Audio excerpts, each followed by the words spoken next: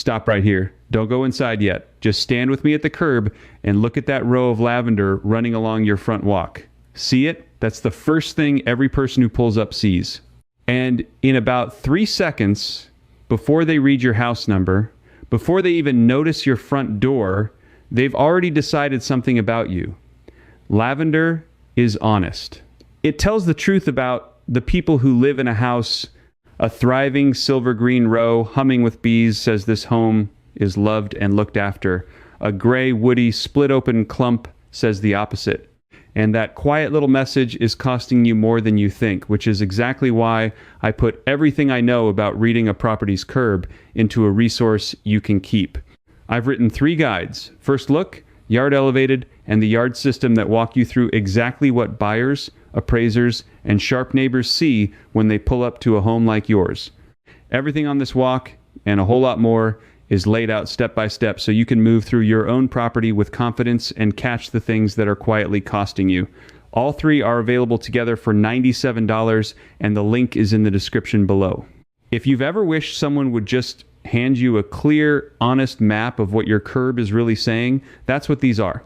Now, let's keep walking, because the next silent killer is one buyers can't name but absolutely feel.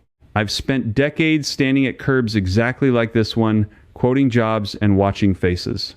I once watched a buyer climb out of her car, glance at a dying lavender hedge along the path, and go silent before anyone said a single word. That silence was a verdict. And by the end of this walk, I'm going to show you the one detail that decides whether your lavender lives 15 years or dies in its 3rd summer. The single thing that flips the verdict from cheap to cared for. It works whether you're staying here for decades or selling this spring. So let's walk it together the way a buyer, an appraiser, or that sharp neighbor across the street really sees it.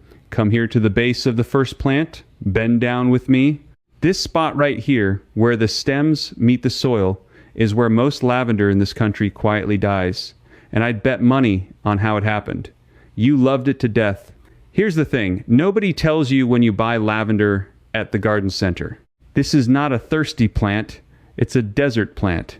It comes from the dry, rocky hillsides of the Mediterranean, where the soil is thin and the rain quits for the whole summer.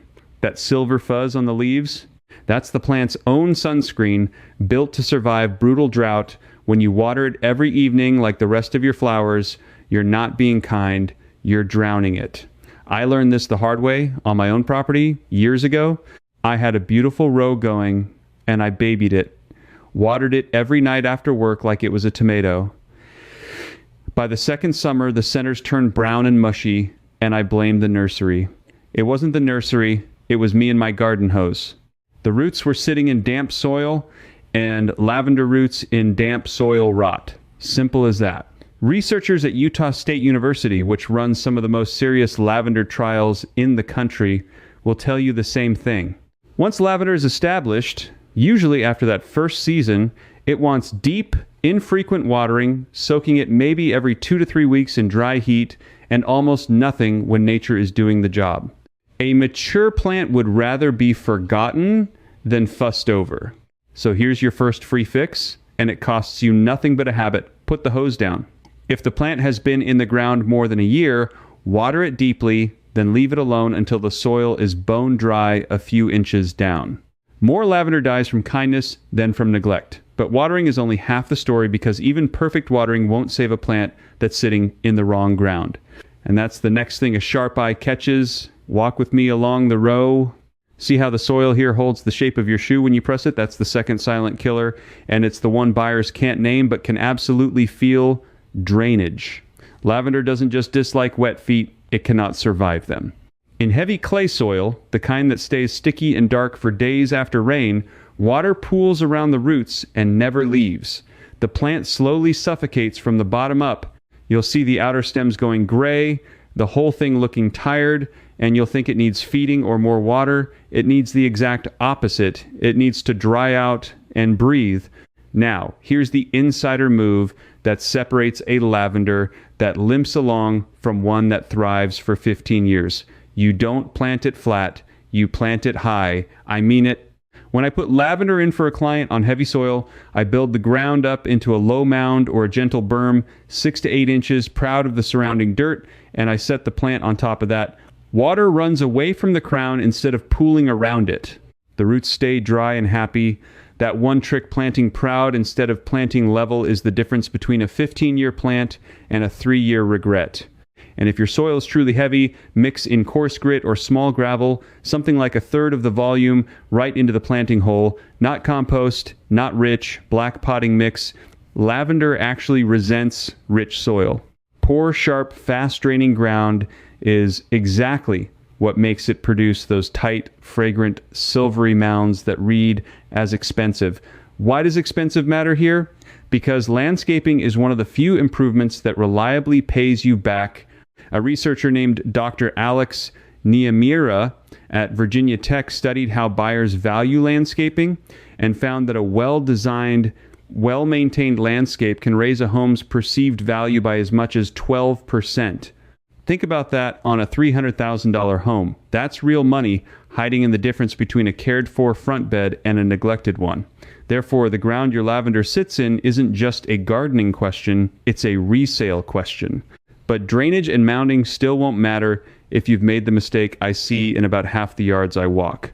Let's keep moving because the next one is about where you put it.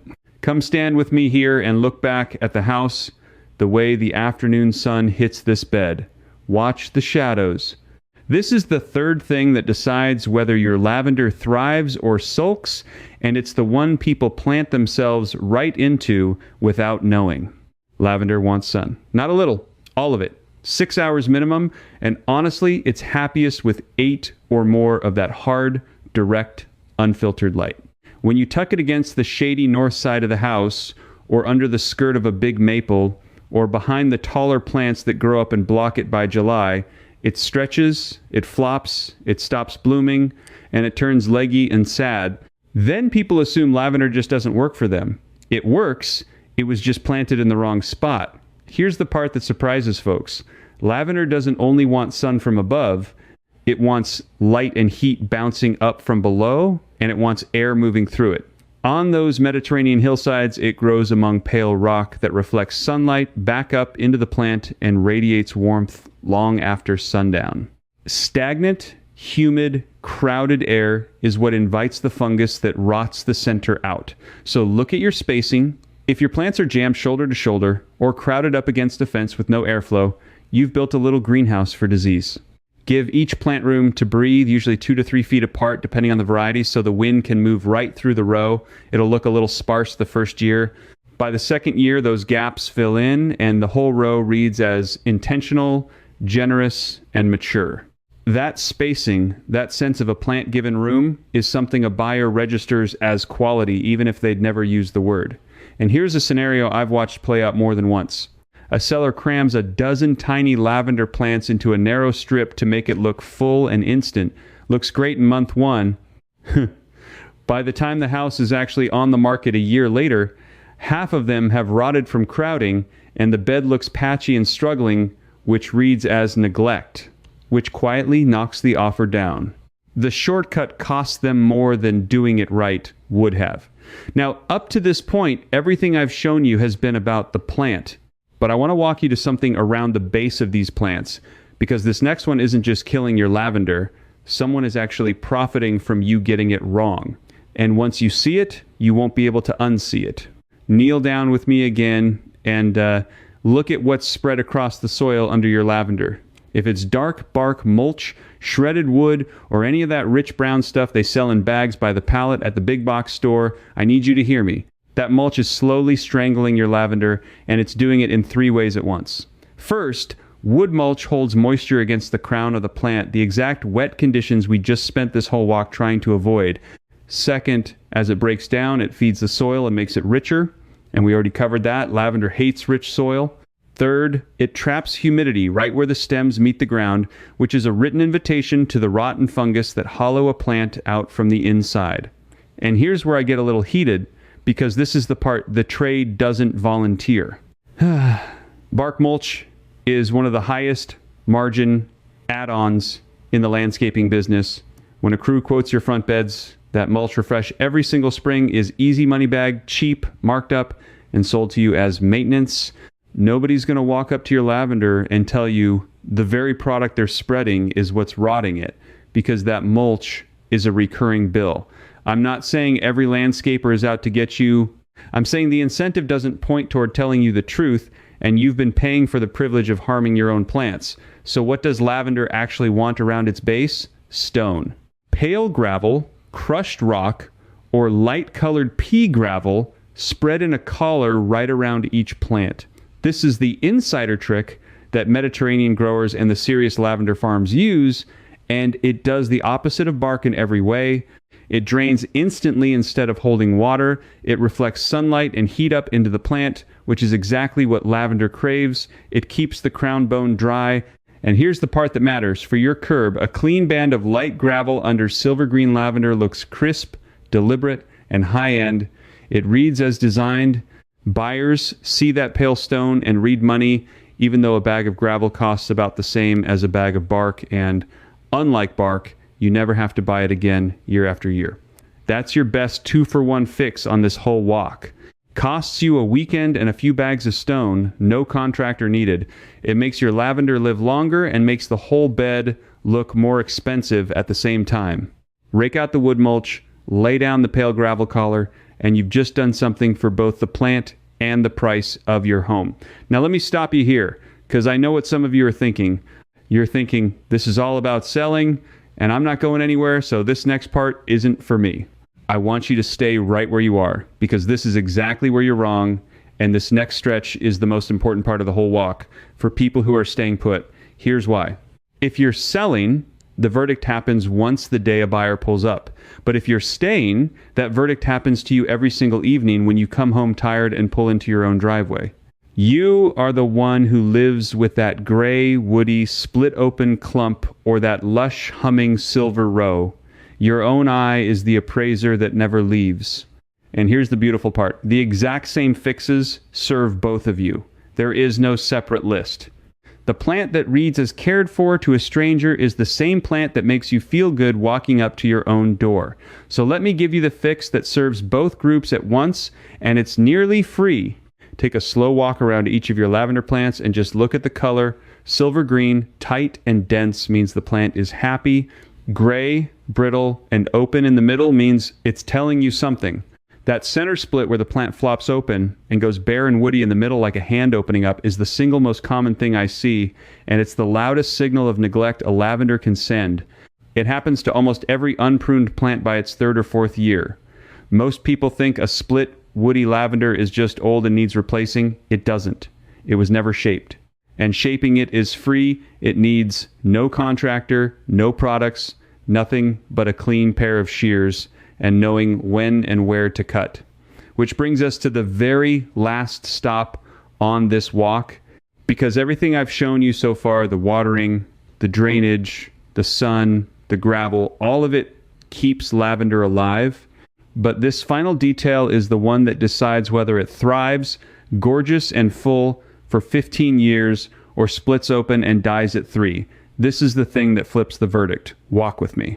Stand back and look at the overall shape of your lavender. Not the color now, the silhouette. The healthiest, most valuable looking lavender you've ever seen, the kind on the front of the seed catalog, the kind at the fancy estate down the road, has one thing in common. It's shaped like a tight rounded dome. A firm silver mound like a loaf of bread, dense from the ground up, and that shape does not happen by accident. It is pruned into existence, and the way it's done is the secret almost nobody gets right. Here's the truth the trade rarely explains. Because a plant you have to replace every few years is a plant you keep buying, and dead lavender sells more lavender. Ready? You must prune lavender every year, and you must never cut into the old bare wood. Let me say that again, because it's the whole game. Lavender does not regrow from the hard, brown, woody stems down low. It only regrows from the green, soft growth up top.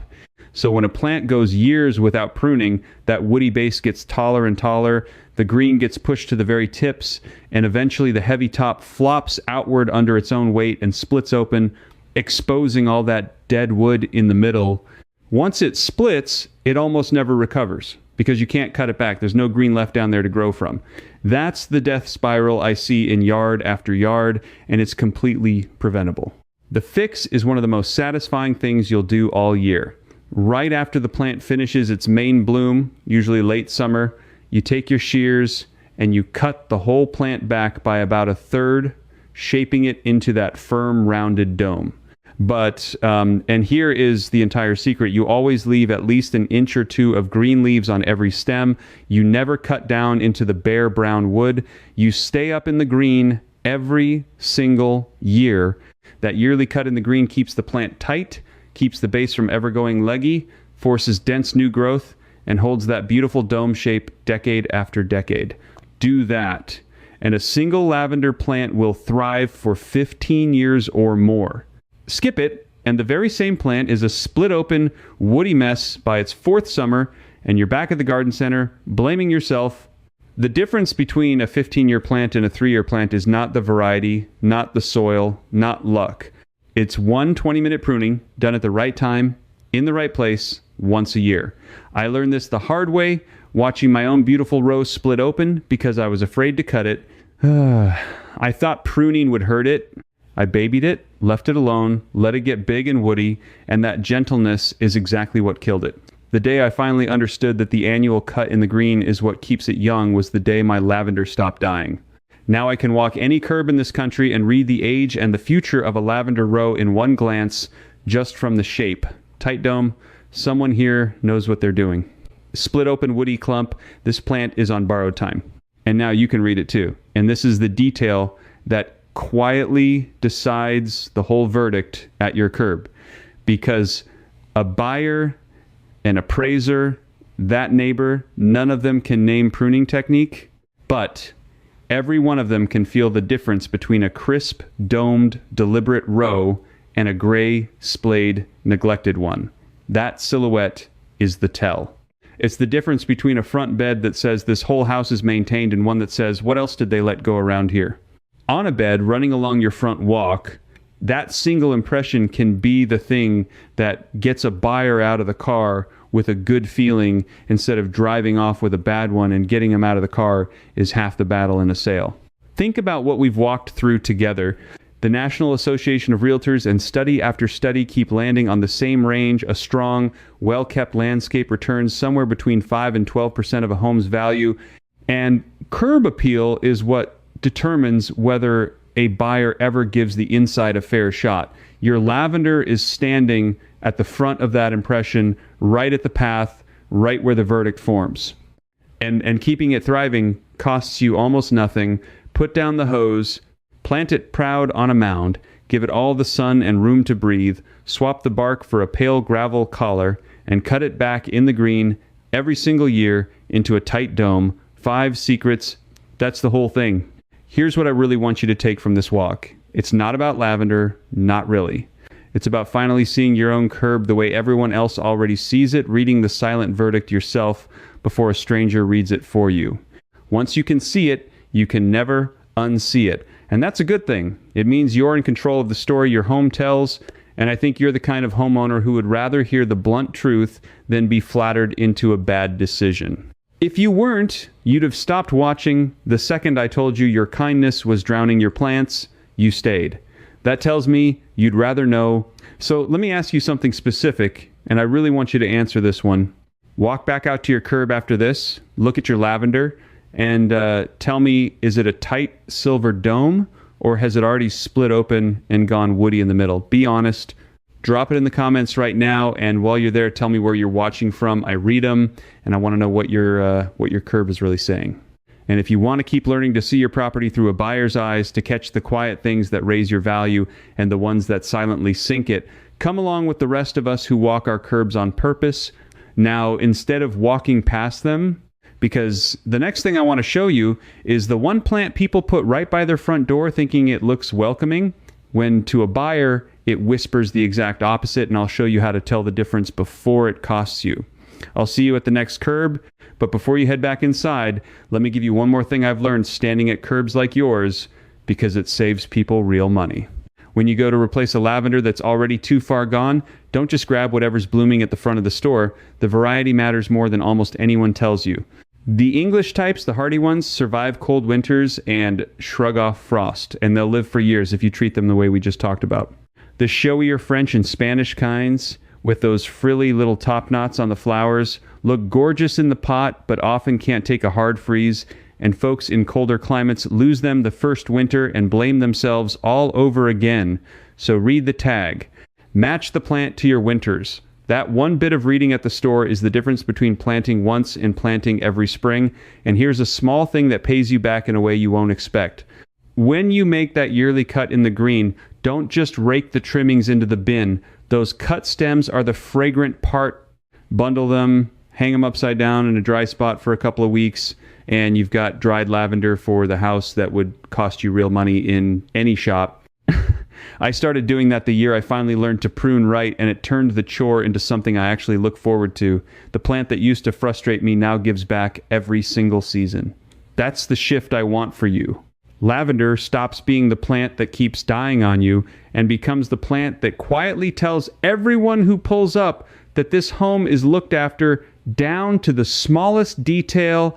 It's the least expensive high-end signal you can put at your curb, and now you know exactly how to keep it alive and reading rich for the next 15 years. So do the walk. Put the hose down, plant it proud, give it sun and air, swap the bark for pale stone, and cut it in the green every year. 5 secrets, 1 weekend, a lifetime of a bed that works for you instead of against you.